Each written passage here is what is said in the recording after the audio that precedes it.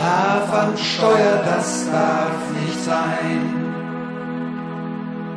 Es ist gefährlich dazu. Auf der Autobahn gibt's kein Rot. Durch Sekundenschlaf dem Tod fährst du stundenlang durch die Nacht,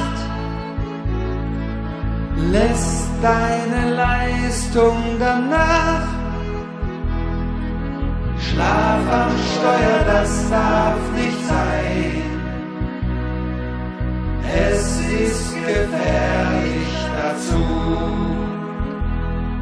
Weiß der Doktor eigentlich, was das Schnarchen denn sein kann?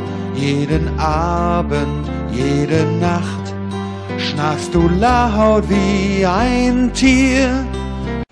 Schlaflabore und das ohne Trick, die machen uns Schnarcher dann wieder fit.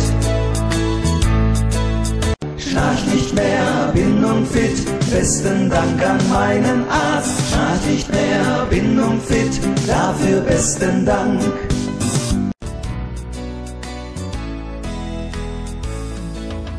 Schnarchi, was ist geschehen?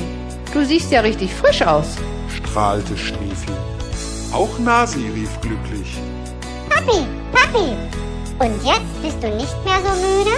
Ich glaub, ich bin der größte Trottel der Welt. Warum habe ich nicht eher auf euch zwei gehört? Schnarchi wurde aktiv und sagte: Ich werde nun als Dank vieles machen, damit es anderen Menschen nicht so ergeht wie mir. Schniefi, Nasi und Schnarchi sind nun wieder eine glückliche und zufriedene Familie.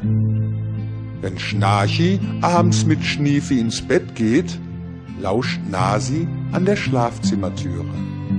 Eine Träne rollt die Wange runter und Nasi kann nun auch ruhig einschlafen, denn auch sie ist glücklich und träumt süß. Der Mond am Himmel leuchtet in sein Bettchen rein. Unter seiner Decke mummelt er sich tief ein und träumt von Urlaubssonne und dem schönen Strand, von hohen Wellen, weichem Wasser und dem Sand. Schnarchi geht nun zur Ruhe und macht die Augen zu.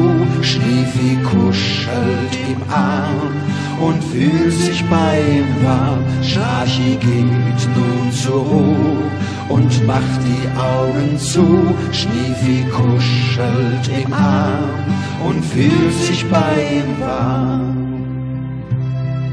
Der dunkle Himmel und die Sterne schauen ihm zu. Er wird beatmet, findet endlich seine Ruhe. Schniefi kann endlich nun auch in Ruhe schlafen. Beide sind morgens frisch wie im Liebeshafen. Schnarchi geht nun zur Ruhe und macht die Augen zu. Schniefi kuschelt im Arm und fühlt sich bei ihm warm. Schnarchi geht nun zur Ruhe und macht die Augen zu. Schniefi kuschelt im Arm und fühlt sich bei ihm warm.